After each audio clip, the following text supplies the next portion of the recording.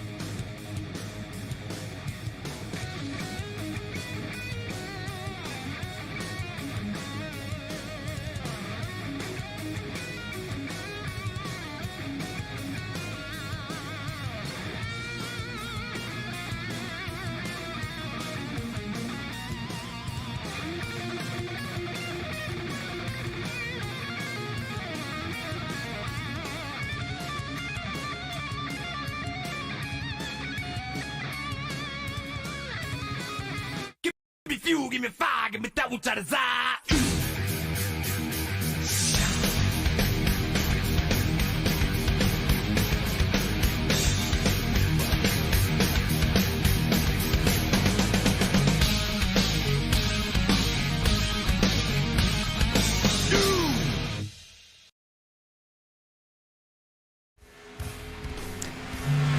Wind Tunnel Live brings you action from Homestead-Miami Speedway for the 4th round of the Wind Tunnel Racing Pro Series with the Xfinity cars. I'm joined in the booth tonight by Chris Spear. Chris, it is going to be a top-notch race. We know how these guys can get it done, and now we have a true 1.5-mile track, first one of the year for these guys.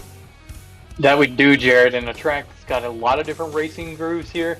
This track's going to make things all that more fun tonight as we get to see these drivers look from the high line all the way down to the bottom, almost at the apron, Jared, to catch speed around here. And we know we're going to be in for a treat with these drivers.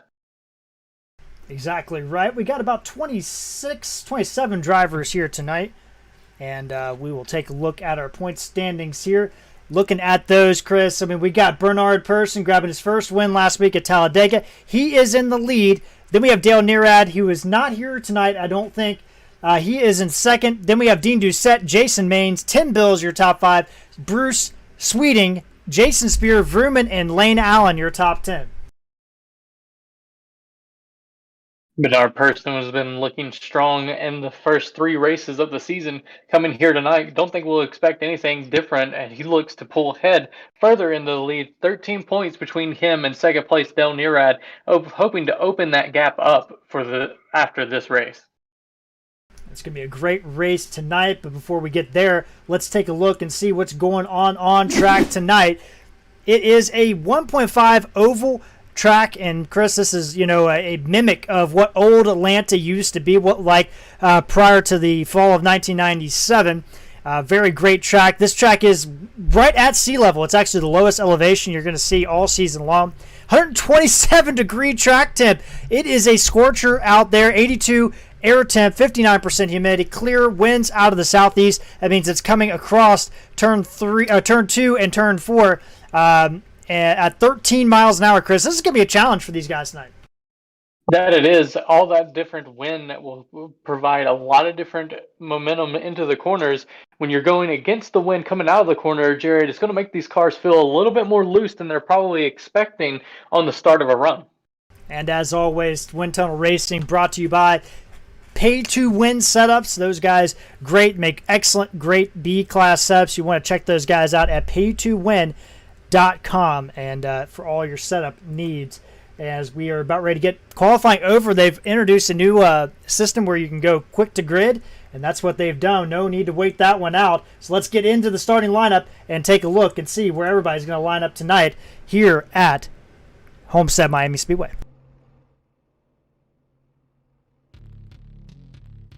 Starting on your pole tonight is going to be Bernard Person with the lap time.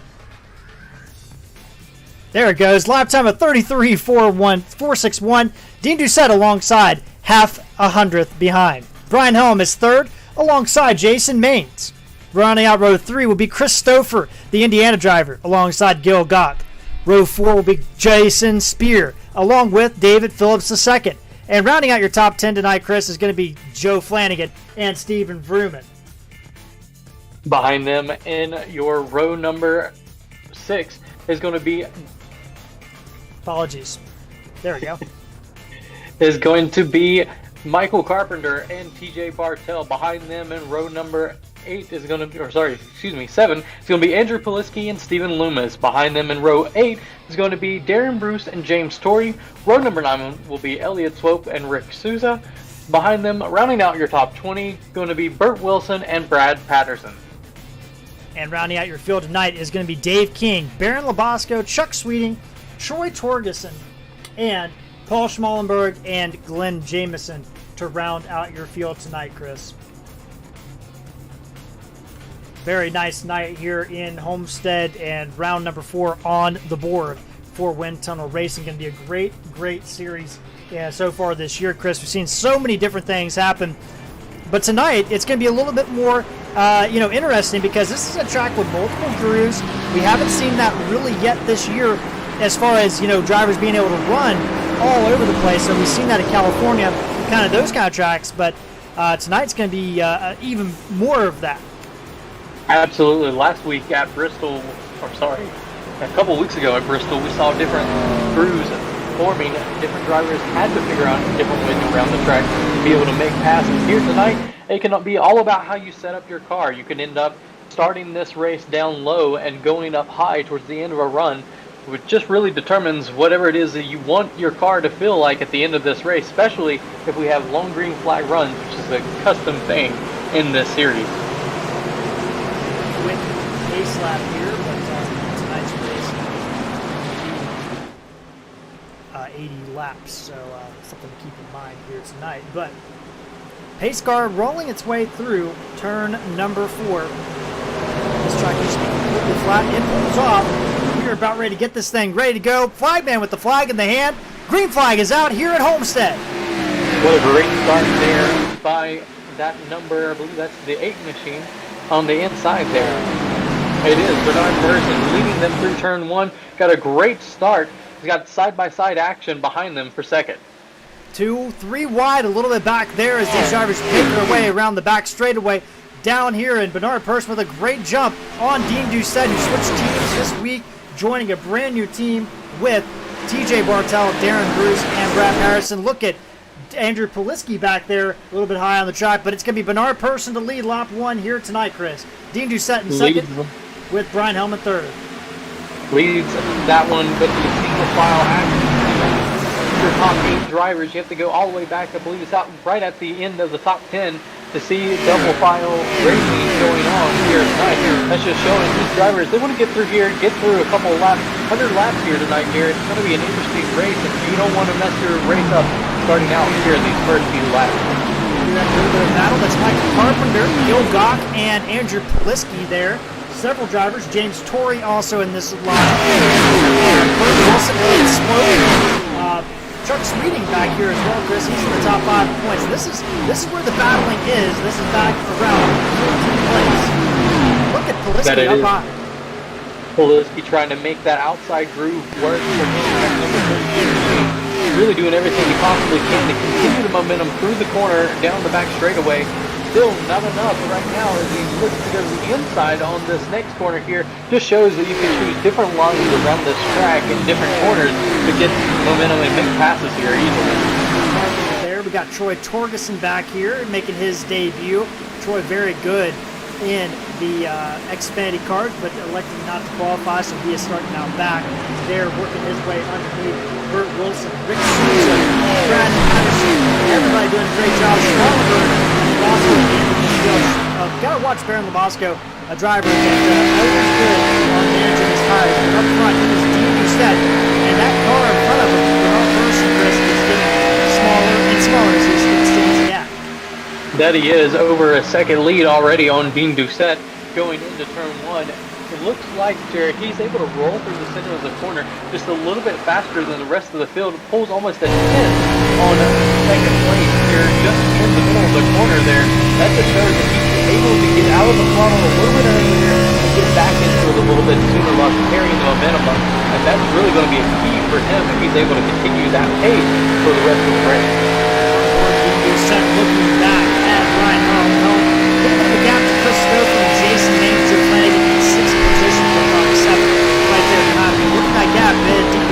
Brian Helm right on his back bumper since the beginning, Chris. That hasn't really changed. You see the car back there on the bottom right. Yeah, we've had these two drivers side by side. One here to get this race. Not enough to buy all of the tempo. Looks like he's having a little bit of an issue here. He's not able to keep up the momentum. And look at Brian Helm is really able to drive the car deep in the corners more so than Dale Nearad. He gets a great run out of the corner. How much longer is he willing to ride around here behind Nearad before he decides to take that second spot over?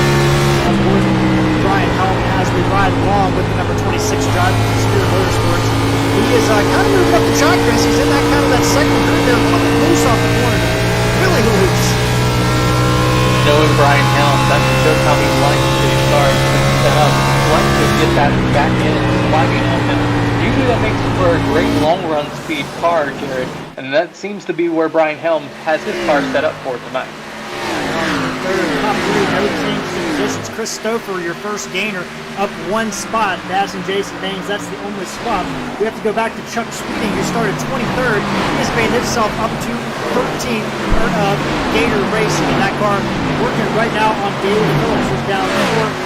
Right behind Chuck Sweeting in the advancement, Chris, is Troy Torkson up 9 spots. He makes a move on Loomis to go up to 15th position.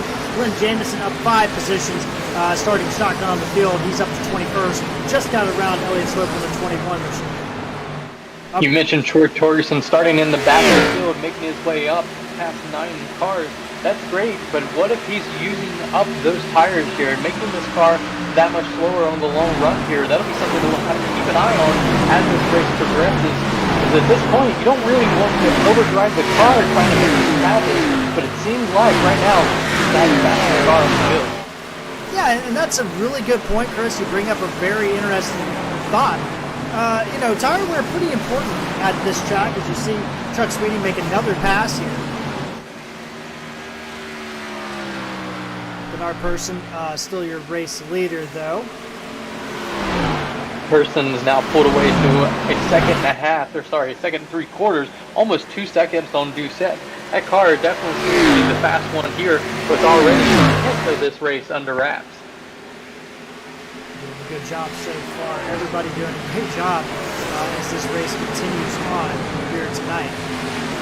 Right now, 10 laps in, and you see no change there. These guys, Chris Stouffer, Maine's Flanagan there in the number 53, Bill Gock, TJ Bartel, all kind of a concertina right back up to each other. That they are, Jared, and it's interesting with the way that this race is progressing. Wouldn't want to say it too soon, but it looks like we're going to have a long green flag line. And if we do, that's going to mean that these drivers are going to have to be in the flag pit stop at some point, because we know they can't make it to the end with fuel. That's going to make it all that more critical for these drivers to avoid making mistakes coming on and off of pit road, and also being able to make up time where you can. Some drivers may like the short pit to try to get an advantage, and that might be the easiest way that you can make passes all night. Some drivers may like the short pit to try to... Exactly right, Chris. Doc looking underneath Joe Flanagan here. Thanks to everybody out watching here on Wind Tunnel TV on YouTube and Facebook. Appreciate you guys tuning in. Battling back a little bit deeper, Chris, you see it back there. That's Jason Spear and Andrew Polisky battling going off into turn number 3. Spear a little bit yawed out there, going in the corner. Polisky gets loose on the bottom. Definitely a tense moment there for Spear. He got Polisky is now going to take over that spot, but it was interesting to see just how loose Polisky got that car. He's got that thing all the way sideways in the middle of the corner. Luckily, it seems like he's got it together coming through this corner, and now Spear is looking to use momentum falling close behind him to get back up to that position. On board Jason Spear looking out in front of Andrew Polisky. You see right there, very loose. Spear well out of the gas, though. Very much conserving those tires, what he has underneath them right now. Polisky might use up a little bit to look out the back of Andrew Polisky. You see, look at these guys going through the lines here. Spear running right down there on a little bit above that seam. Polisky below the seam. Torgerson a little bit higher. Phillips a little bit higher than Torgerson. Torgerson gets that nice run off the corner. We're really starting to see how Homestead can really show some good racing. Absolutely. All of these different arc into the corner here, a different progression. It looks like Spear likes to go a little bit more coming into the corner than Polisky. Polisky likes to get to the apex of the corner a lot later than Spear, able to straighten out the front stretch a little bit more, and it seems like that's where he's able to maintain a lot of his speed.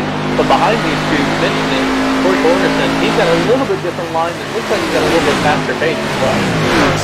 That high side. I want to shout out Track Cams 22 for the great camera that we're using here tonight. Up front, it's still Bernard Person. Gap hasn't increased a whole lot since the beginning, but it is increasing. It's up to 1.8. Dean Doucette and Brian Helm have not left each other. Jason Maines getting back around Chris Stouffer. That means our top 6 drivers have not changed any positions yet.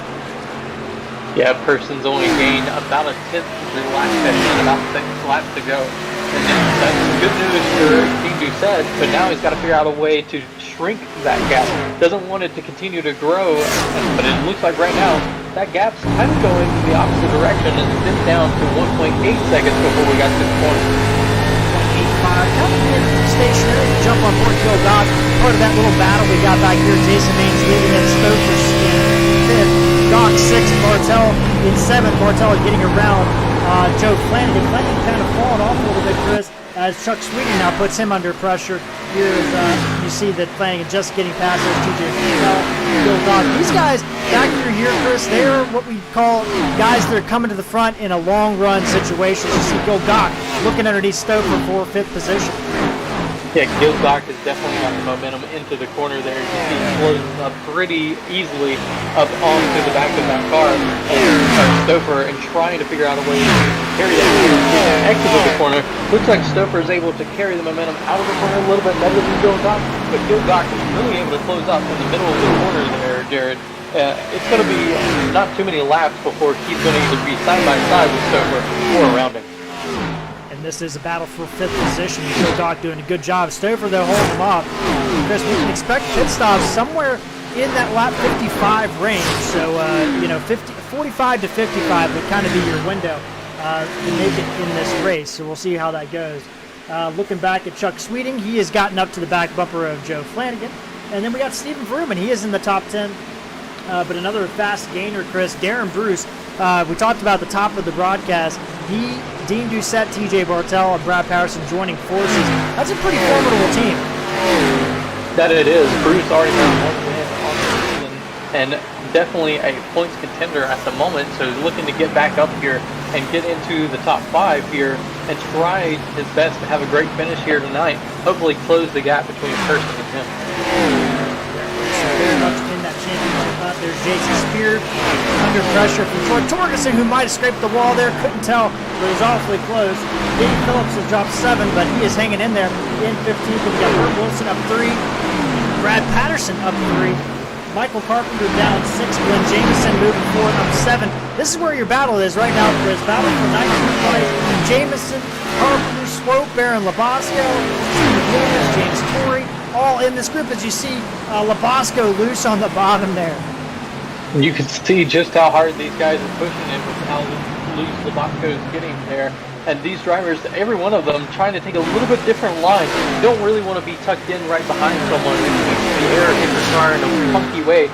It can make the handling seem to be ill there. So these drivers are all trying to get at least the nose out so that they're nowhere near the car in front of them, trying to get the little bit of downforce needed to be able to get around these cars. The problem is here, when you dip into a different corner line, a different lane, that wind hitting your car will tend to slow you down a little bit on these tracks. Right on board with Susan back there. Looking at this battle, and he's kind of playing conservative. Probably doesn't want to get involved just yet, but I want to bring up the track map, kind of show you where Rick Souza is on the track. So he is about a half a lap down.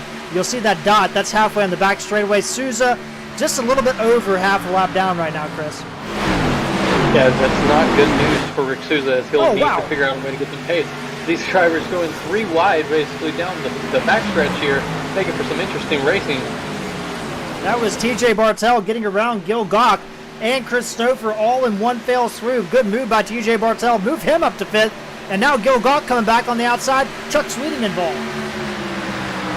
Chuck Sweeney right behind these drivers, trying to figure out the easiest way to get around both. I'm going to try to do exactly what DJ Bartel is, goes all the way up the top of the racetrack here, hoping to carry the momentum through the corner here, to be able to pass both of these drivers in one go.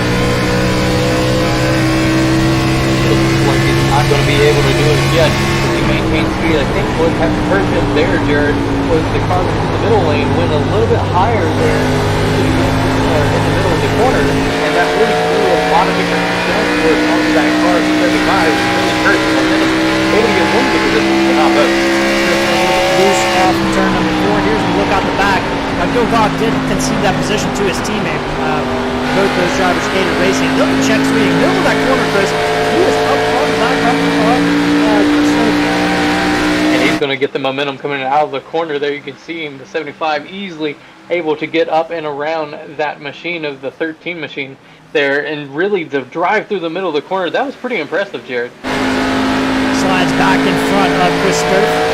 I love all these spec maps that they have on this car. You're really seeing all the reflections around the track. But Stouffer right on the back bumper.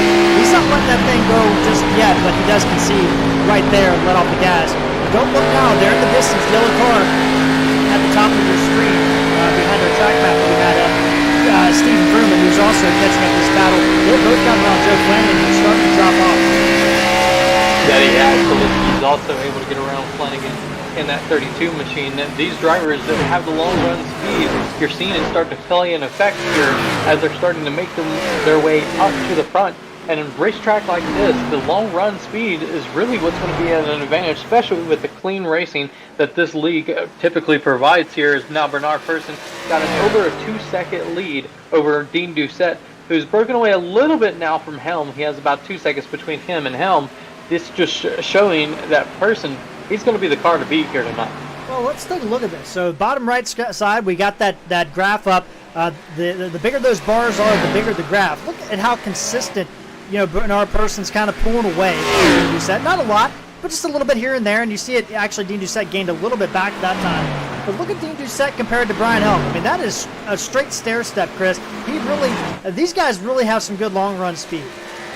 That they do, just going through these corners consistently, not running them too loose, not burning the rubber off of the right rear tire here, Jared, is a key aspect of this race. And it seems like Persson Doucette is able to do it a little bit better than Helm and really the rest of the field at the moment. Doucette rocking some new colors here tonight with the double B on the side of it. Then we got Brian Helm and Jason Maines. So Brian Helm had, look at the graph, it's exact opposite of Dean Doucette. So he's falling off big time, and Jason Maines now putting him under pressure. We saw it earlier, Helm was getting loose in the middle of the corner there. He may have slid that car one too many times, Jared, and as a result, he's worn those tires out. A different line around here to be able to maintain pace. For right now, Maines is all over the back bumper of the 26 machine. He's definitely going to look to figure out a way to get around it. On board Brian Helm, the number 26 machine. Jason Maines there. Elliott Sadler Esports, and you see Helm trying to get up the track. It's a little bit loose, has to get out of the gas, and that's going to open the door for Maines, I would say. Absolutely going to have to run full speed inside here, trying to get on the rear quarter panel into the middle of the quarter. He's able to drive it a little bit deeper than Helm is, and he is side by side. It's going to be a drag race down the back straightaway. And don't look now, TJ Bartel, Mr. Consistent, he's coming to the front as well. He's up there in 5th, and he's going to get a pace of it. And Chuck Sweeney, that blue car in the background, he's also coming up. Helm goes to the high side, Maines goes through. That's going to open the door for TJ Bartel to look inside. TJ Bartel closed up on the back of these two when they were running side by side there. It didn't take long, Jared. He was able to get there and use the draft off of both of those cars. With them running side by side, it's really slowed both of them down. That's what put Bartel in a position to get around Helm. Helm's in the wall. Helm is in the wall, Chris, and he smacked it pretty good. Loomis is off track. We've got all kinds of stuff going on. All at the same time, there's Loomis. He must have hit the wall. Yeah, he pancaked the side of that car, but also Brian Helm pancaked the side of his car, and now Chuck Sweeney's going to go by.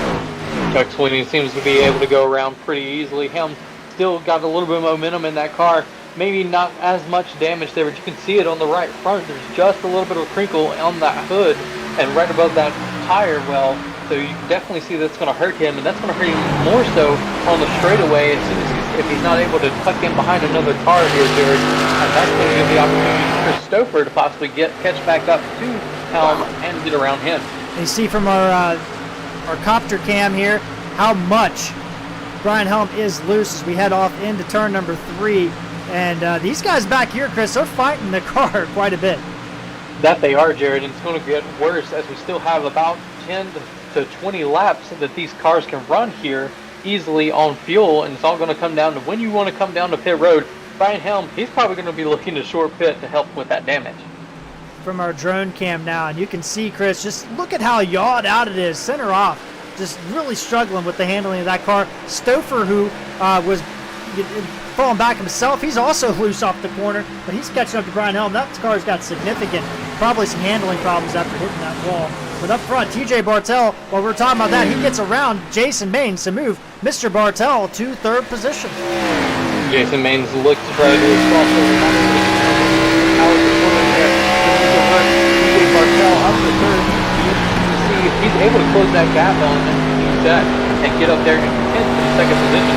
So what a great long run speed that number 80 machine has. TJ Bartel and also Chuck Sweeney up 18th position. He was right behind Jason Maines to jump on board Jason Maines in that number 1 Elliott Sadler Martin Sports Toyota, and you see right there Chuck Sweeney really gets a good run off the corner, and here he goes. Definitely going to have the momentum coming out of the corner, dipping down below the 1 machine.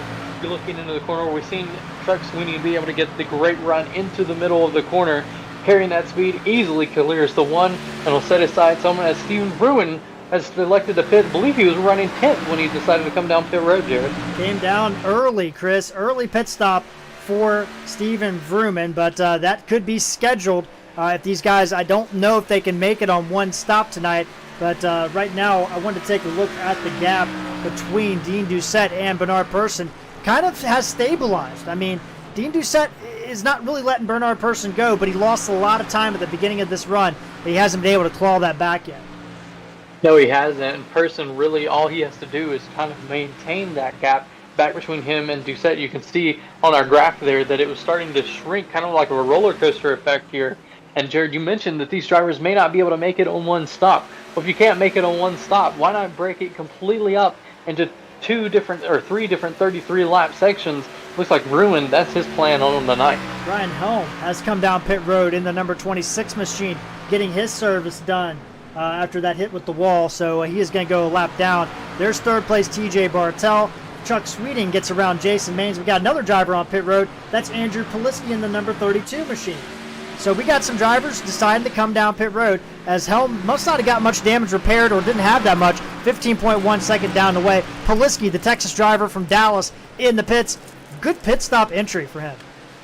That it was definitely maximizing his potential of earnings on that pit stop, and it's going to be hard fought here as these drivers are going to fall at least a lap down to your leader Bernard Persson until we can cycle through green flag pit stops. Now that falling back down to 2 seconds and 2.2 seconds, Jared.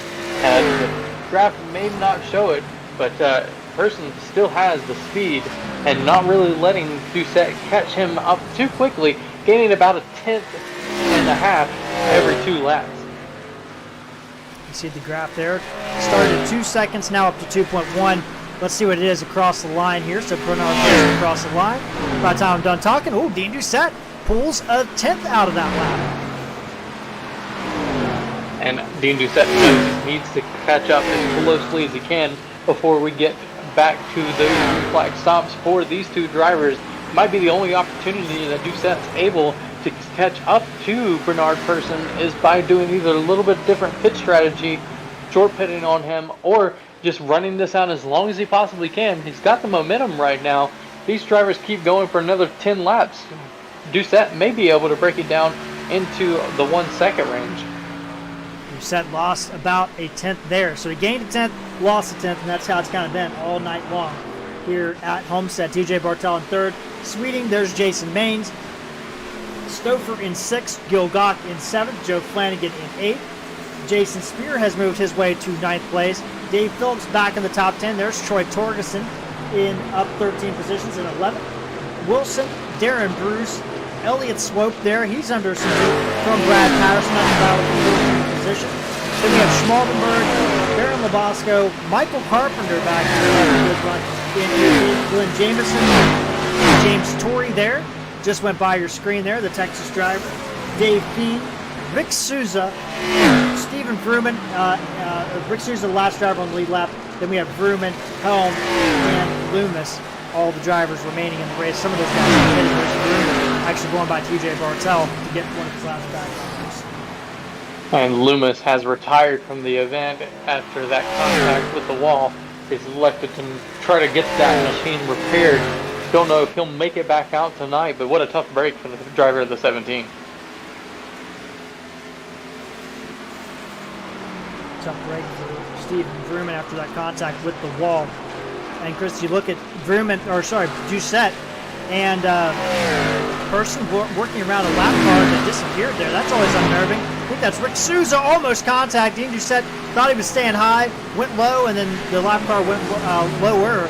I think that was Rick Souza, but won't swear to that. But everybody did a good job there, and no harm, no foul. No harm, no foul, except for on the tire scoring sheet. As you see, Doucette lost about a tenth in that exchange there with Person.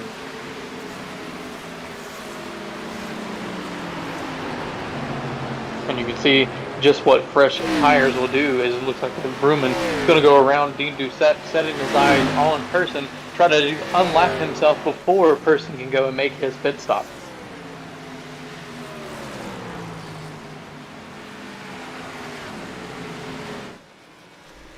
We got some drivers out there watching the TJ Bartel there, getting around. We got Elliott Swope on pit road from 13th position, so he's going to make his pit stop. And TJ Bartel has been able to start to close the gap on Person and Doucette. He was originally over 6 seconds behind these two drivers. Now he's closed that gap up to 5.5 seconds to Person.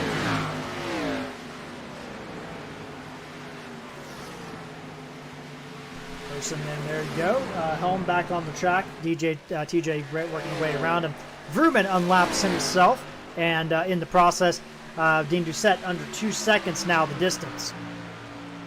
Now, Jared, we had mentioned that the fuel mileage was around 44 to 54 laps. It'll be interesting to see what happens here and how long these leaders would stay before they decide to come out. You can just see the momentum that Person is losing as he gets passed by Vrooman there. That gap between him and Doucette now is under 2 seconds for the first time in a while.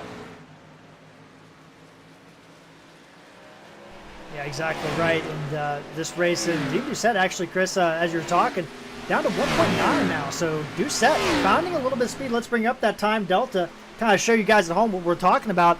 It has come down from 2.1 to 1.9, but that is in 10 laps. So it is a very slow process. Dean Doucette, though, loses a lot of time there with Brian Helm coming up on him. So all that gain, it has been erased. That it has. You can see it there. It's so interesting to see how these drivers are dealing with the lap traffic. You can see Helm now getting around Dean Doucette with those fresh tires.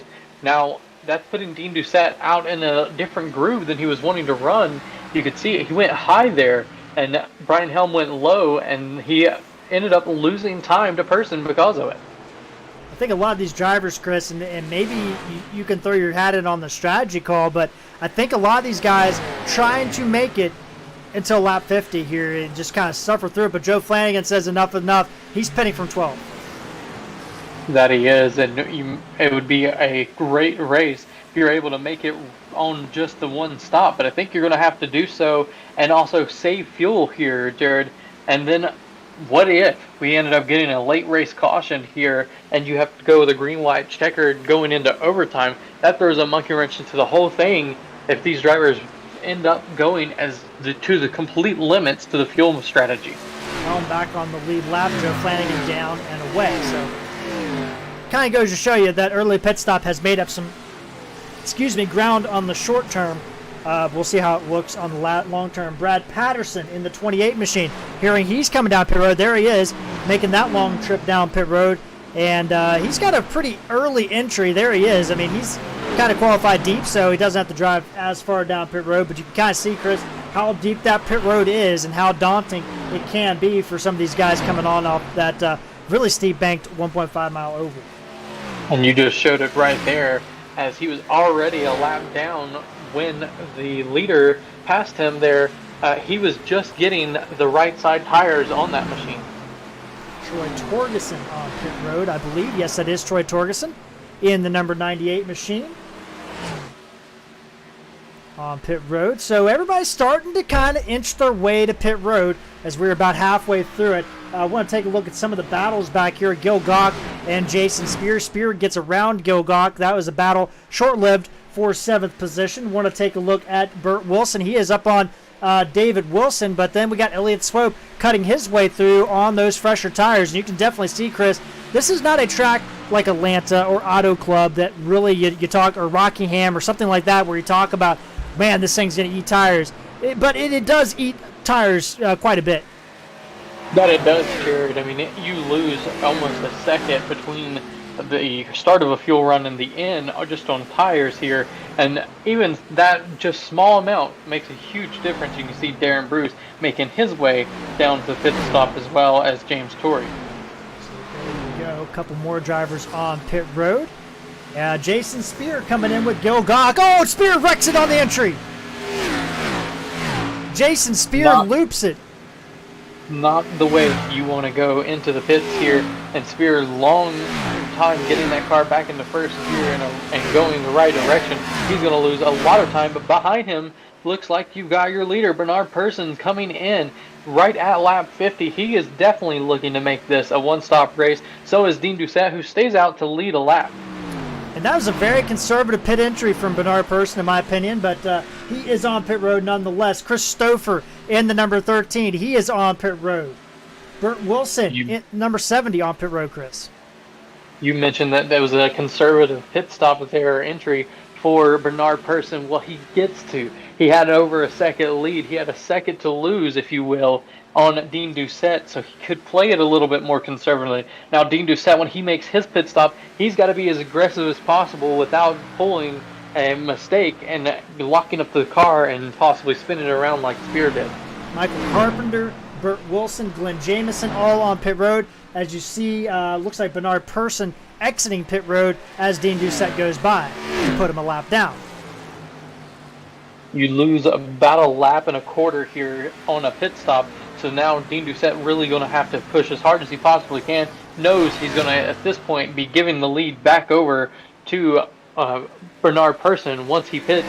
But it doesn't look like he's going to pit this lap. No, he doesn't. Stays out one more lap at most. He's trying to maximize just how fresh those tires will be when he comes back out. Chris, right now the best pit lane time is Joe Flanagan, 43.27. Put that in comparison, Bernard Persson, 46.48. So very much a very conservative entry. Could cost him some time. Paul Schmallenberg on pit road, actually just completing a service. So is Baron Labasco. Chuck Sweeting makes his way to pit road. He's down and away from 6th position. Dean Doucette's coming in. Oh, that's hot. He is, and you can see he's in his car sideways trying to get in there. We talked about how he had to be aggressive getting on pit road, and you certainly saw him doing it right then, Jared. Dean Doucette, the pit later, Dave Phillips, 16.5 seconds behind. And there's Dean Doucette coming down. Dave Phillips is going to stay out and lead this lap. So there you go. There's our new race leader, Mr. Phillips, in the number 89 machine. But you can see just how far he is getting, everybody on fresher tires at this point in time. That's going to turn the lead over, Chris. When Phillips decides to pit, we'll get Phillips his due for now. But Stephen Vrooman going to be your new race leader. He was one of the first guys on pit road. Vrooman was electing to make it a two-stop race here. That's going to play out into his hand as he'll take over the lead from Phillips here momentarily. That's going to be good news for him, but he's still got Persson now all the way back to 5th. Whoa, Vrooman loose. Woo, he's got to hang onto that car for dear life right then. And he has got 20 laps on those tires, 23 laps if I'm not mistaken. So he's definitely going to be showing a little bit of hurt when it comes to the pace compared to Persson. And Vrooman really letting that thing yaw out off the corner in that 0-0. Vrooman, the Tennessee driver, he runs his own apiary. And if you don't know what an apiary is, It's basically a beekeeper. So he is a beekeeper. They make excellent honey. It's not a promotion for Steven, but you got to check him out. No, none of your beeswax apiary on Facebook. They have some excellent honey. He was nice enough to send me some a few months back, and grade A. I can't recommend it enough. But he is your leader right now, as you see that on the hood of the car right now. But Poliski, his teammate there, in second place, about a second behind there. Second behind him, he's definitely closing the gap on Vrooman. It was roughly 1.5 seconds when we started talking about Vrooman. He's now got it down to under a second. But behind them, Helm, he's also in the picture there, Jared. Helm, and these guys all pitted 33, 35, and 34 respectively. Let's take a look at that pit stop lap there in the bottom right-hand screen, and you'll see it there. Vrooman 33, Poliski 35, Helm 34, Person 50, Bartel 51, Flanagan in 6th at 45, Doucette at 53, Sweeting at 52, Stouffer at 50, and Torgerson in the top 10 at 47. So a lot of different strategy going on, Chris. That it is. You can actually see there, Doucette loses a couple positions there. He was directly behind Person. Now TJ Bartel will be in the between those two drivers. Bartel making advantage of coming a little bit earlier than Dean Doucette. Dean Doucette may have the fresher tires, but it's all going to be about how much time he lost before coming to pit road. And now he's got Chuck Sweeting breathing down his neck as Sweeting gets down around Joe Flanagan. So Flanagan on those about 8-lap older tires, not much of a match for Sweeting and Doucette. And Chris, you look at the pit lane times. Let's bring up that graph here and show everybody at home what we're talking about here. There's the pit lane time. Vrooman 44.5. But you look at Dean Doucette, 43.7. Apologies.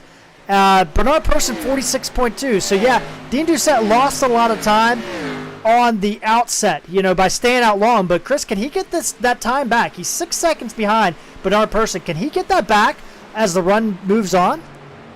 Certainly, I think it'll be an ability that he's going to be catching up to Bernard Person. It's just going to be all about whether or not those couple of extra laps of fresher tires is going to end up mattering, especially if you know that you've got to make up the time like Doucette does. If he overdrives the car, Jared, he could end up eating those tires up quicker and losing that advantage that he'll have on Bernard Person and TJ Bartel. TJ Bartel just ahead of him. He goes underneath Michael Carpenter in the 5 machine.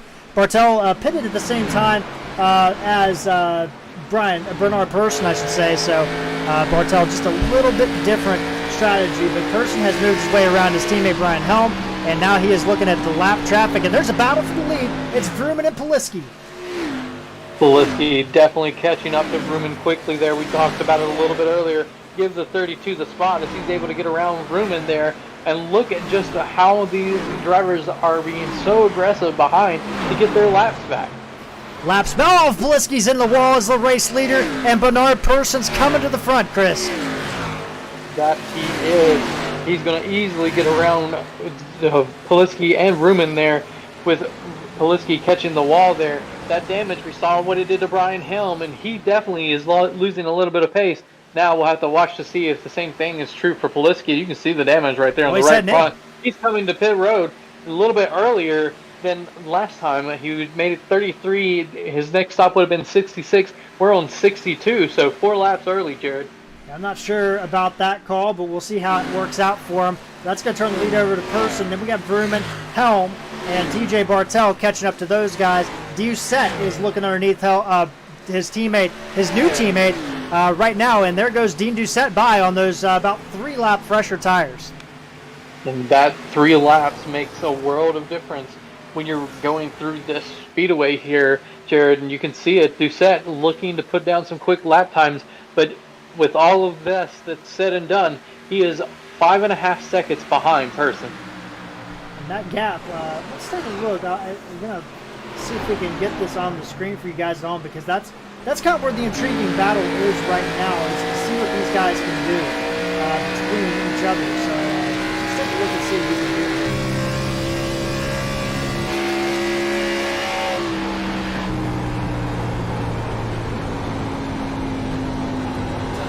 Looking at, there we go. So there's the gap, and this will all clear out as soon as Dean Doucette goes across the line. We can kind of take a look and see where he's at. There it goes.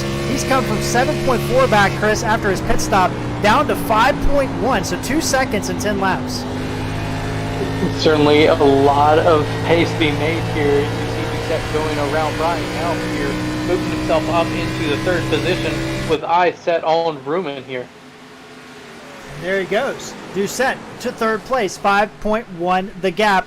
36 laps to go here at Homestead. He'll make quick work of Vrooman, who has about 30 lap older tires than Doucette. Vrooman still a little bit loose off the corner, and behind them, Chuck Sweeting's in a box. Holy cow.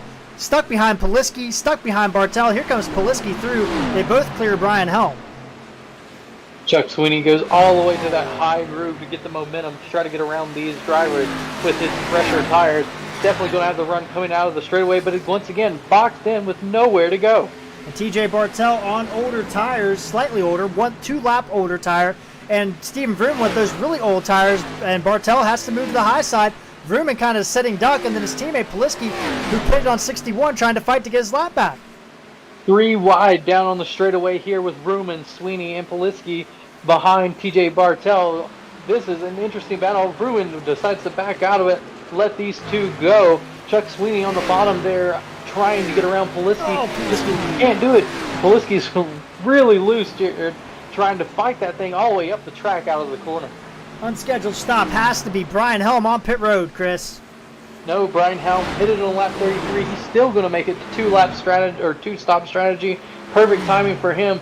But once again, he's going to go a lap down, and it'll be interesting to see. We knew Vrooman, same strategy. These drivers, they're looking to use these fresher tires, Jared, to make up time. But at the moment, it doesn't seem like it would end up working out, but we'll have to keep an eye on it. 3 wide again as Poliski splits, and Poliski and Bartel split. Rick Souzas, here comes Bartel down the back straightaway. A little bit of a block thrown by the 80. TJ Bartel not wanting to give up the spot to Chuck Sweeney in the 75 machine. These two drivers battling it out all the while. Andrew Poliski right in front of them is starting to pull away, Jared. Bartel lets him go on the inside now. He held him up as long as he could, but Dean Doucette has been able to get away from Chuck Sweeting and Bartel. Move Sweeting to third, but I think there was a little bit of interference running there. TJ just trying, not really blocking, but just trying to make things difficult on Sweeting so he can't catch up there to those top two. Doucette has got that gap down to 3.82 seconds. 3.8 seconds from 5.2, from a total of 7.5 from when they came out of the pit stall, Jared. It's interesting to see how much quicker Doucette is, but is it going to be enough? These two drivers, they've got a long way still left to go here. In person, at what point does he decide that it's go time and stop worrying about just riding around here and being patient? Because if anything can be said for Bernard Persson, he is a very patient person when he's in the lead, and he'll have to do something to keep this gap from going any farther down. Now, Chris, let me ask you this. Bernard Persson, lap 50. Dean Doucette, 53. Those 3-lap newer tires, they have kind of shown that he has some speed here. Is there going to be an equalizing point where Dean Doucette's not going to be able to get anything else out of this? And if there's not an equalizing point, what does Bernard Persson have to do to stay in front of Dean Doucette? Is it inevitable that Doucette's going to catch him? Well, I think the key here is going to be whether or not Persson and Doucette were being rough on those tires. That's going to be the biggest key here. If either one of those drivers were too aggressive on those tires, that balancing point between which one has the better tires or not is going to sway just based on that. If I were Persson, I would be looking to hold off, not try to run too many hard laps here, let that gap get to around 2 seconds, and then start matching pace with Dean Doucette. You start to save the tires now so you'll have them at the end of this race. See behind them, Glenn Jamieson and Burt Wilson was using that high side. They just got put a lap down there as you see Glenn Jamieson there. Sorry, that's James Torrey in the 6. Apologies. Very similar paint jobs there. I love those chrome rims on the number 6 machine. Jason Spear lost his lap. Baron Labasco up next. He's in 16th position. Then up the road is going to be Schmallenberg in the number 90 machine, the Michigan driver, followed by Brad Patterson. Darren Bruce having a ho-hum night in 13th. Probably not what he was wanting. Burt Wilson up into 11th, fighting to maybe get in the top 10. But Chris, let's give some due to Elliott Swope. What a run by the number 21 machine. He's in 10th place tonight. That he is, using a little bit of strategy, I believe, Jared. he pitted a little bit later than these drivers, and that's working out to his advantage. Either that, or he pitted early and he's just maintaining here and electing to go a little bit longer here to try to use fresher tires in that number 21 machine. And there it is. Looks like it was on lap, and Jared, you'll have to call that one for me. Yeah, lap 41. So swope a little bit. You see that graph being a little bit lower than the other ones. So he did pit a little bit early, but he likely can make it from here. But what a solid run if he's able to pull that strategy off here tonight in that number 21 machine. Just ahead of him, Gil Gock. Then Troy Torgerson moved his way up into the top 10. And then Joe Flanagan, Chris Stouffer, your top outside the top 6 there. Jason Maines holds on to 5th. Bartel just behind Sweeting in 4th. And then there's Chuck Sweeting in 3rd. Gap to your race leader from Dean Doucette as Doucette gets around James Torrey. 2.7 seconds, 27 laps to go. There you have it, the gap coming down even further, Jared. Dean Doucette seems to have the pace. I still worry if I'm Dean Doucette that I'm running those tires too hard and the Bernard Person is playing a cat and mouse game with me. Yeah, Bernard Person, I mean, he's in the pursuee spot, right? So he has the opportunity. He knows Dean Doucette's going to whittle time down on him. He doesn't have to run as hard. Maybe he's saving a little bit of something here in these last 25 laps here as they go across the line, 26 to go. But this is going to be interesting. Either way it goes, I think this is going to be very entertaining, very interesting to see where it is, because this gap was about 2 seconds before pit stops happened. So right now, Doucette just a little bit to the negative to Bernard Person with those pit stops. That he is, but he's showing lap times faster than Person. And that's what matters right now. He's been able to close it down. You can see it right there. The last time by, it was 35.56 for Person and 35.43 for Doucette. That's just showing he's a tenth quicker. This time by, we'll see it turns to 35.69, 35.42. So 2/10 quicker than Person is Doucette. Fastest driver, Jason Maines, but he is 8.3 seconds back. So I don't think he'll be a factor. But also Chuck Sweeting, the second quickest driver on the track third quickest behind Dean Doucette and Jason Maines. So we have some fast drivers out there. Stouffer in the 35s, everybody else down hindering in around the 36s. Gil Gock and Troy Torgerson also have some speed, but just a little bit too far back. Doucette comes across the line there, and you see Person 35.77, still another 2/10, Chris. 2/10 with 24 laps to go, Jared. And 2 seconds back, that means he will be there. And at that rate, if he's able to maintain 2/10 on Bernard Person, he would end up winning this race by 6/10. Catching him, though, that's one thing. Passing him, that's another. I like the math on the fly. So we got the point leader, the third in points Person. We have the fifth in points Person. Fourth in points Person. No, I apologize. Fifth in points Person. Chuck Sweeting. Jason Maines, who's tied for third in points, and fifth. So we got guys all over the place here tonight, Chris, doing a good job. Right now, everybody up to Paul Schmallenberg. No, apologies. Baron Labasco, the last driver on the lead lap. Labasco has not been passed yet, so Bernard Person really now just getting into the thick of lap traffic. Here's Labasco going to the high side in the number 54 machine. Jason Spear kind of falling right in behind Bernard Person there. The gap now, Chris, it's under 2 seconds for the first time since lap 20. That it is. It was right at lap 20. These two drivers were at 2 seconds, and it looked like Dean Doucette was closing in on pit stops and almost got it to right underneath 2 seconds again, right before their pit stops.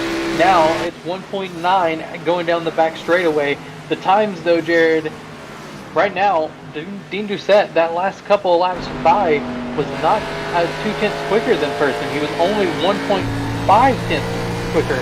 So while he is closing up, he certainly has a couple of moments where Bernard Person was able to pull away again from him. What happened on this lap? Bernard Person has lost some time trying to pass some lap traffic, Chris, and it is down to 1.6 seconds. Dean Doucette can see the 8 machine. Yeah, that makes it all that more rewarding for Doucette.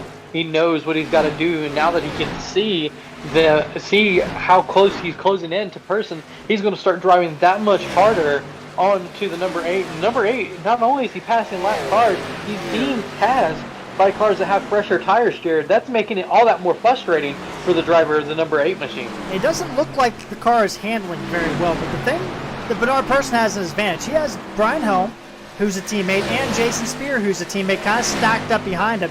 Labasco a neutral in the situation, so I mean they're not going to pull over and let Dean Doucette just roll on by and try to take the win. Oh, Brian Helm looking underneath Labasco. My goodness, that was close, and he was going to make the move. Labasco, I don't think, knew where he was going, but that was a battle for position right there between those two drivers. But Chris, look at this gaggle of cars. Dean Doucette's coming up on it very quickly as it's under 1.5 seconds. That it is. Jared, at one point it was down to 1.3. I think Doucette got a little bit loose and had to gather it back up. Now it's back down to 1.3. Person really hurting with these drivers that are pulling up and around him with the fresher tires. And Dean Doucette's got to work through this same traffic. Gets around the number 19 of Dave King. Gets around the number 31 of Rick Souza. And he's going to work his way underneath Baron Labasco. Right up there, that red car right in front of Jason Spear, the blue car. That's Bernard Person. But Jason Spear is between these two. You mentioned that teammates is Spear and Bernard Person. That means he's not going to make it easy for Dean Doucette. Might not matter though. We're down to 18 laps to go, and it's under a second. Doucette to Person. Under a second for the first time since early in this race. And Dean Doucette coming off turn number 2. Bernard Person, I don't know what he can do at this point, Chris. I think he's kind of a sitting duck. I think you're right, Jared. I think he's had to run so many different lines to get around some of this lap traffic. It hasn't been easy on our leader, and because of that, it's a little bit different when you're running second. Drivers that are a lap down are more prone to move over for that second place car to help you out than they are for the leaders. They don't want to lose the lap, but once they lose it and they're no longer that free pass car, they're more willing to move over for the traffic that is on the lead lap. It's a really good point, and now Bernard Person coming up on Brad Patterson. That's a teammate of Dean Doucette. So we got some teammates all involved. 18 drivers on the lead lap. Patterson, the last of those. And don't forget, Patterson, he's got positions to make up here. Jason Spear is fighting these guys for position. So Patterson and Spear are there. That is a battle for position as Doucette is on the same straightaway. Pretty much 0.8 of a second. He's got him in his sights now. He's got him in his sights, Jared, but he did not gain that much that lap. And just falling in behind here, it looks like that now that Person has gotten around a couple of these lap cars and doesn't have to worry about those cars passing him. He's able to maintain a little bit better speed here. Just looking down the back straightaway, he's actually starting to pull a little bit of a gap more on Doucette, getting it up about another 200ths over Doucette as we come to the line. Chuck Sweeney, though, he's also starting to close in on our leader. Got that gap down to 1.7 seconds. Yeah, and we got Chuck Sweeting here. We've got TJ Bartel has cut it down inside 4 seconds. So now things are starting to heat up pretty big as the gap between our top 3 is only 1.5 seconds. Person a little bit tight off the corner. Brad Patterson there, and they're battling it right in front of Dean Doucette. That is a battle for position between Jason Spear and Brad Patterson. Patterson looks to the outside. This is a battle for 18th. Now Patterson's going to let... to get out of it real hard there, Jared. He's going to have to let Dean Doucette go, and doesn't get it to him. That's going to actually slow down Doucette as he gets stuck behind his teammate. Yeah, that might have hurt him a little bit there, but he is able to drive on through Brad Patterson. Now Chuck Sweeting is there. My goodness, we have 3 drivers battling for this win here with 14 to go. Certainly are. Person is going to do everything he can to keep the momentum up and keep Doucette behind him. Doucette now starting to lose a little bit of time to your leader. Back over a second. Jason Spear is there. And don't count out TJ Bartel. That gap is down to 3.5 seconds, and he is gaining. Let's take a look at the last lap times here, and you'll see a 35.89 for Person. Doucette at 36 flat, and Sweeting at 35.7, but Bartel is the second quickest driver on the track, almost identical to Chuck Sweeting. Now at that point, Dean Doucette is not the fastest driver anymore, Jared. It's starting to shift away from him. Person able to maintain the pace. Now Doucette almost 1.5 slower than your leader. And Sweeting has caught the back bumper of Dean Doucette in a battle for second place while they're trying to chase down the leader. This time by, it is Doucette by a hair, but again, it is Sweeting, the fastest driver on the track.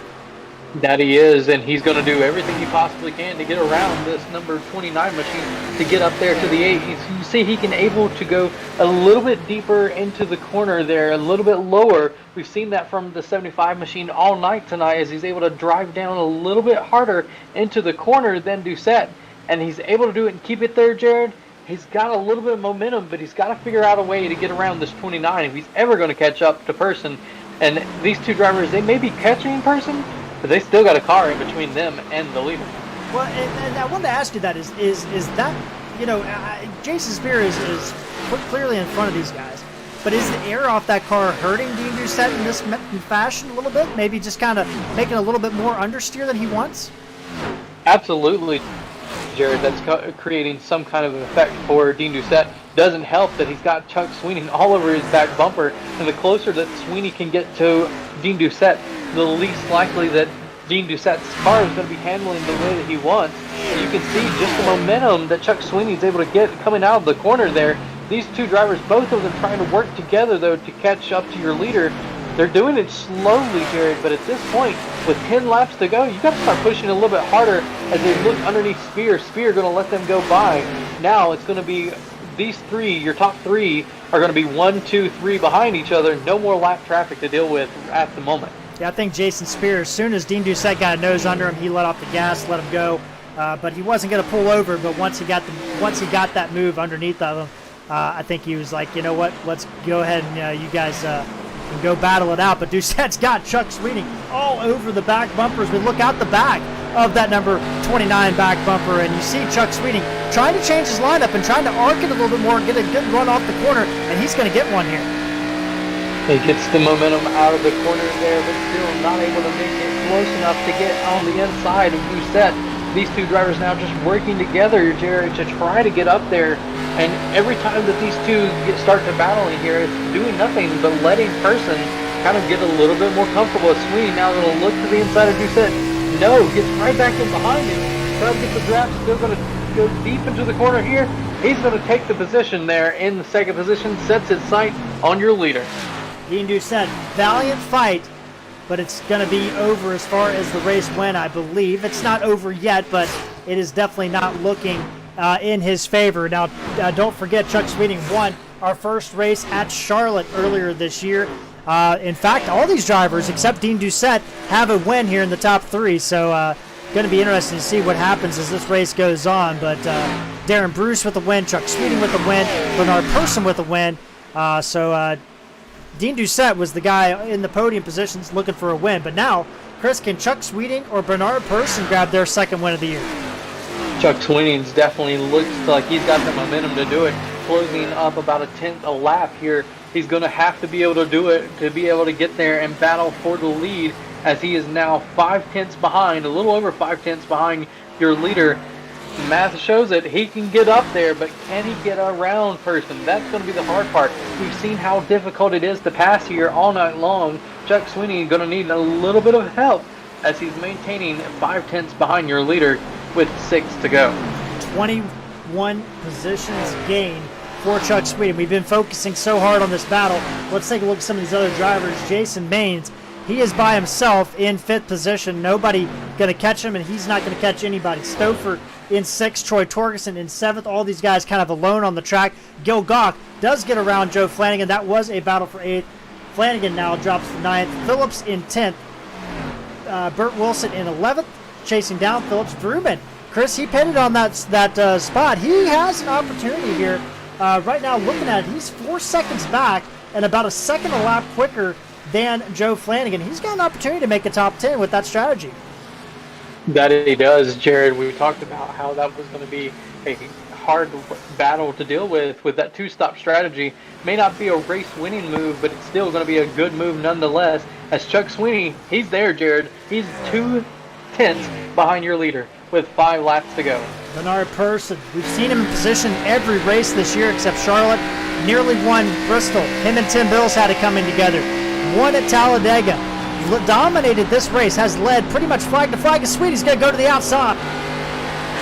Sweeney going to look to get the momentum on the outside here to get up to Person, and he's there, Jared. It's going to be a drag race down on the back straightaway as the lap car goes all the way to the apron to avoid it. These two side by side right now. Sweeney's got the lead on the outside, but Person not going to give it to him easily.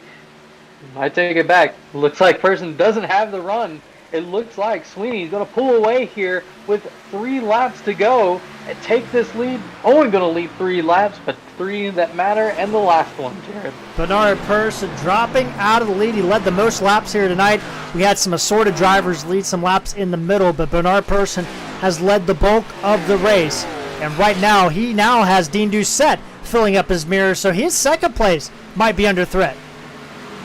That it is now the battle for first becomes the battle for second for Person as he's looking to keep Doucette behind him. Chuck Sweeney already pulling a 0.3 of a second lead over Person, but now Doucette, he's right there, 0.4 behind Person. A Florida driver dominated the race, Bernard Person, and now a Florida driver taking the lead. That's Chuck Sweeney. So Florida came out to represent tonight. Dean Doucette, the Canadian, out on a migration trip, if you will, down to Miami here in the wintertime. He's in third. Does he have enough time to grab the second position, the second step on the podium? White flag will be coming out as Chuck Sweeney comes across the line. Chuck Sweeney with a 0.4 of a lead, now 0.5 of a lead over Person. Doucette 0.4 farther back than Person. These two drivers, they've battled all night long, but right now it's Chuck Sweeney to the point. He's got the car to beat. Person can't get there. Doucette can't get there. Chuck Sweeney looking strong here for his second win on the season. The Gator Racing driver, aptly named the driver from Florida, his teammate Gil Goff, also in Florida, leading just 3 laps tonight. Chuck Sweeney coming off turn number 4. In the air is the checker flag. It's going to fly for Chuck Sweeney. Here it comes. Chuck Sweeney is going to win here at Homestead-Miami Speedway. Person gets second over Dean Doucette. Third, Doucette. Fourth, TJ Bartell. Fifth, going to be Maines in that number 1 machine coming across the line now. Stouffer, 6th. Torgerson going to end up being 7th.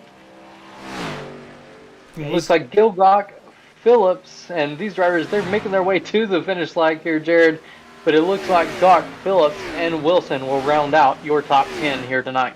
Good job by Burt Wilson grabbing a top 10 there on the last 3 laps. Phillips with a great run in his second start of the year in 9th position, but it all belongs to Chuck Sweeney, the driver from Florida, grabbing the victory here tonight, Chris. And what a good job. He's going to be the first driver this year to get their second win on the season, and he's going to throw himself back in that championship fight. That he is, Jared. What an incredible moment for Chuck Sweeney here. That's certainly going to help his chances on the championship race, and definitely a much needed moment, doing everything he possibly can here tonight. Didn't lead them all, but led the ones that mattered. You're exactly right. And we're going to hear from those drivers, but let's take a look at our results here tonight as we take a look. And we got everybody lined up here with the winner being Chuck Sweeney. And we talked about the top 10. Burt Wilson grabbing that 10th position just ahead of Joe Flanagan. Vrooman on that strategy, Chris, able to grab 12th. Brian Helm also on the same strategy, 13th. Schmallenberg, 14th. Elliott Swope getting word he ran out of fuel coming to the line, so he's going to drop to 15th. Last driver on the lead lap. Jason Spear will get 16th. Bruce, Labosco, Patterson, and Jamison, your top 20.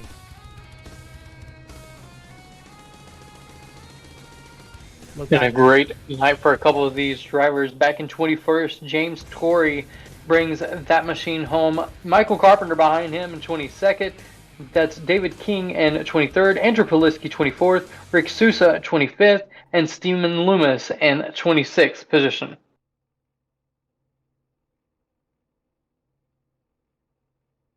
What an incredible race, Jared. These drivers, all of them taking different ways around this track, different lines here, different strategies, and the winning one, Chuck Sweeney, able to bring it home here tonight. It looked like at one point Dean Doucette would be able to get up to Bernard Person and take the victory away, but while we were watching so heatedly that battle, Chuck Sweeney was able to close up on both of them and make it happen. You're exactly right, Chris. Well, we're going to take a quick commercial break, and we'll be back to hear from our top 3 finishers.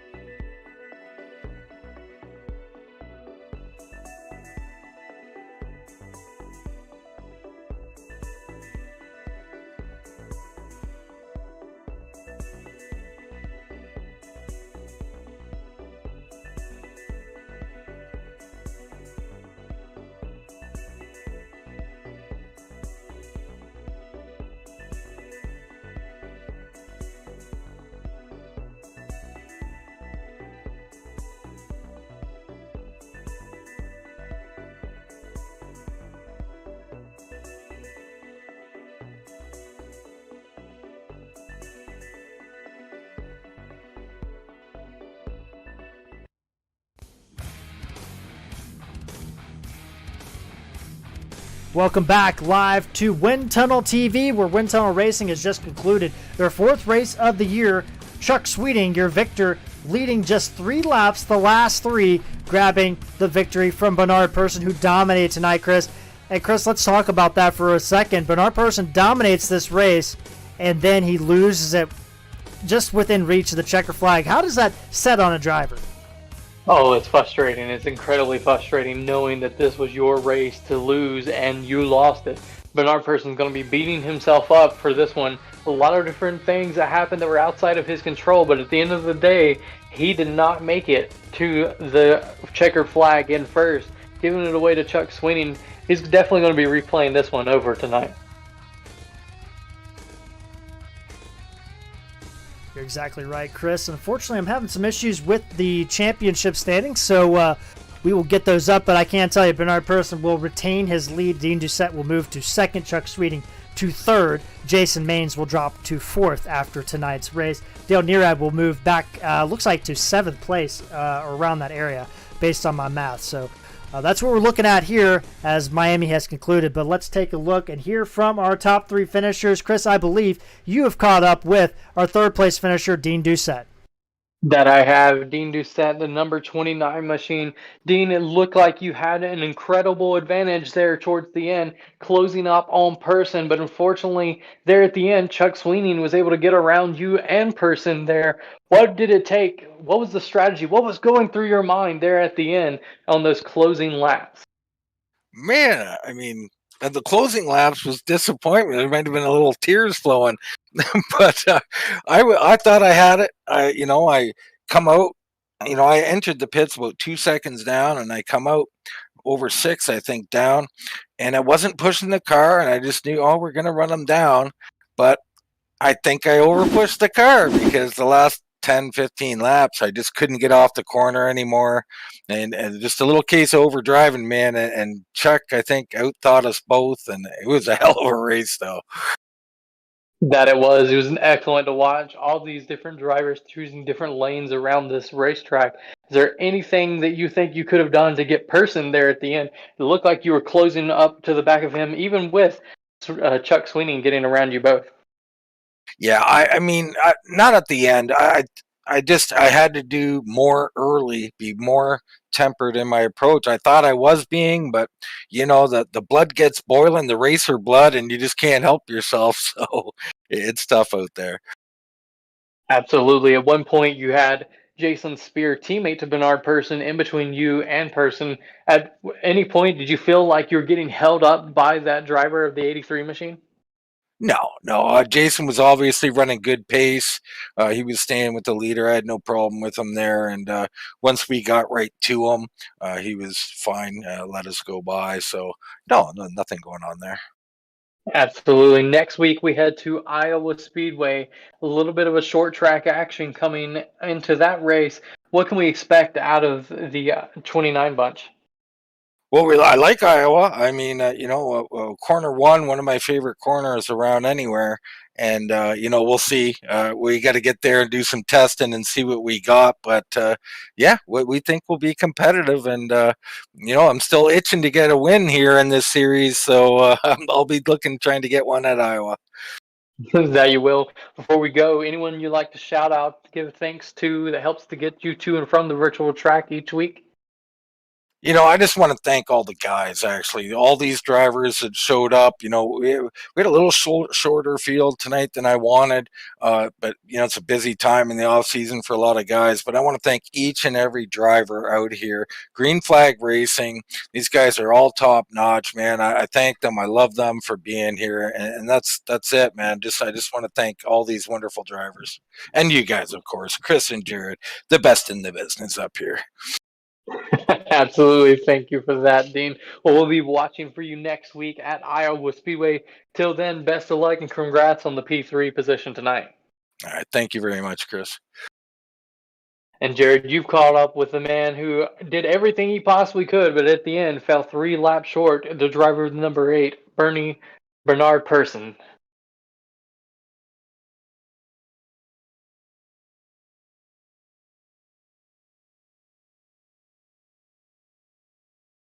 Yeah, that's not bad. I mean, losing to Chuck, I don't feel bad considering this is probably not one of my best tracks here. Well, I'd be shocked that you said that because you dominated tonight. You led 90 laps, 89 laps. But man, you were just on fire from the get-go. You got the start, you got the pole, led all those laps, and you're a Florida native or driver, from Florida. Was there any extra incentive to come out here and have a good race, or is it just something just kind of fell in your lap tonight? Yeah, well, tonight, I was working on a setup all week and I wasn't comfortable with it. And Brian sent me one of his sets that he was working on, and I ran that, with no practice on it. And even with qualifying, we just threw something together before the race, and I was shocked that I got the pole. Well, you dominated tonight, unfortunately coming home second, but you had that win last week at Talladega, going to remain the point leader. Talk about this competition. So you had opened up to about a 2-second lead over Dean Doucette, but that gap never really changed too much as the race went on. But then we had the pit stops. You opened up to a 6-second lead. Were you concerned about Dean Doucette and Chuck Sweeting kind of catching you up at the end of the race because of those fresher tires they had by staying out a little bit longer? Well, I really wasn't focusing on that. I kind of there was a couple of times I kind of memorized myself at following the lap cars a couple of times, I would say a good 6-7 laps. And then when I looked down, I saw them coming. I'm like, what am I doing? I got to start going. But at that time, it was kind of too late. And then, with about 10 laps to go, you see Dean Doucette in your mirror. He's starting to chase you down. Then Chuck Sweeting is in your mirror. Did you think you could do anything at all to hold him off, or was it kind of inevitable, unfortunately, because of those newer tires they had? Yeah, it was just, Chuck passed me on the highest side like I was just standing still. There's nothing you can do at that point, just let him go, and hopefully, I can hold off Dean. Well, Bernard, heading into it, you're going to be the point leader for the second week in the row, but you're heading into Iowa. How are you feeling about that track? That's another track I don't like. I'm not good in turn one. I've been practicing turn one, and I just can't hit turn one. But I'm always going to do my best. I'm always going to try to get a good setup underneath me, and I'm going to fight. Whatever happens, happens. This competition is kind of hard. You got to keep up on your toes. Well, Bernie, it's been a pleasure as always to talk to you. I'm going to turn the mic over to you. Let you have the last word on your race tonight. Well, thank you, Jared. I like to thank you and Chris for always putting on a great show. I love going back and watching the broadcasts. Obviously, I want to thank Dean, Wind Tunnel Racing, for putting together an awesome league. There's a lot of top-notch drivers here, and I'm always looking forward to racing week in and week out here.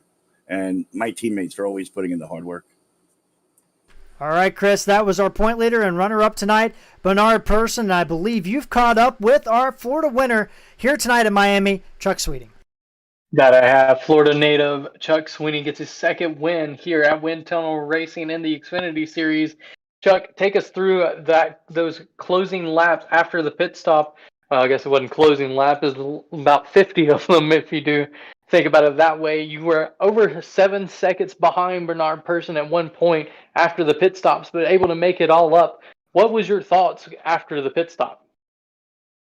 Well, I was just thankful I got such an awesome teammate in Gil Gawk because he worked on the setup all week, and I had to have a root canal done yesterday, so I didn't get to practice or help with the setup or anything, and I never got comfortable in practice, so I didn't qualify. So, and then for whatever reason, when the green flag dropped, I just settled in and was able to drive to the front because he had made such an awesome setup. He based it off of the pay to win setup, so. It was good to start with, and then he tweaked it better. So it's tough. You got to be real patient here, and if you save your tires good enough, you can run some guys down. And it happened to work out tonight. It was a lot of fun. That it was. It was great to watch there. Led 3 laps at the end. It's all you needed to do to get up there and get the victory tonight. And certainly using that teamwork advantage here to get yourself up there. Is there anyone you'd like to thank? Anyone that helps get you to and from the virtual track each week? Just mainly Gil. He does the paints and he works on the setups, and he's really, really good with them. And just thanks to Dean and everybody in the league. You guys in the broadcast booth, you do an awesome job. Hell of a broadcast you guys put on every week, and it's a lot of fun. Appreciate all the admins, all the work they do, and the sponsors and everything. Absolutely. Next week we go to Iowa Speedway. A little bit of a short track action going on. What can we expect out of this number 75 bunch? Oh, Iowa's a tough track. You got to run low on one end, high on the other, and I don't know, maybe we can get the setup balanced where we can get some good grip off the corners or something. But it should be fun, but it's going to be a lot closer racing than what we saw tonight. Even as slick as this track was and as hard as it was to drive tonight at Homestead, it's going to be hard next week at Iowa too. So we'll see. We'll just try to keep our nose clean and see if we can be there at the end. Absolutely. We'll be watching next week to see what happens. But congratulations on your victory here tonight. Second one on the season. Thanks a lot. All right, Chris, that was Chuck Sweeting, our winner here tonight, and came from behind to get it done. And Jared, one thing that stood out to me in those interviews, Bernard Person didn't like his setup, ditched it before the race, ended up having no practice on that setup before the drop of the green flag. Chuck Sweeney uses teammates Gil Gawk's setup to come from the back to the front of the race after never feeling comfortable with it in practice. That just goes to show how much teamwork from these drivers goes into these races each week and working out for your top 2 here tonight. Exactly right, and also just the sheer amount of talent in this series. A lot of guys out here that we've talked about that haven't won a race yet. Dean Doucette, TJ Bartel, Jason Maines, Troy Torgerson making his debut tonight.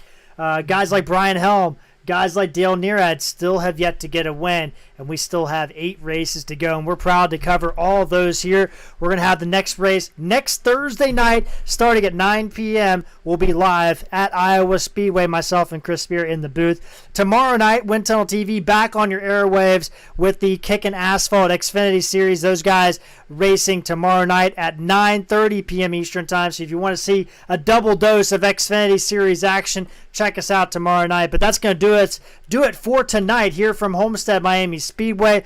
For Chris Spear, for Wind Tunnel Racing, I'm Jared Carr. We will see you guys out on the track.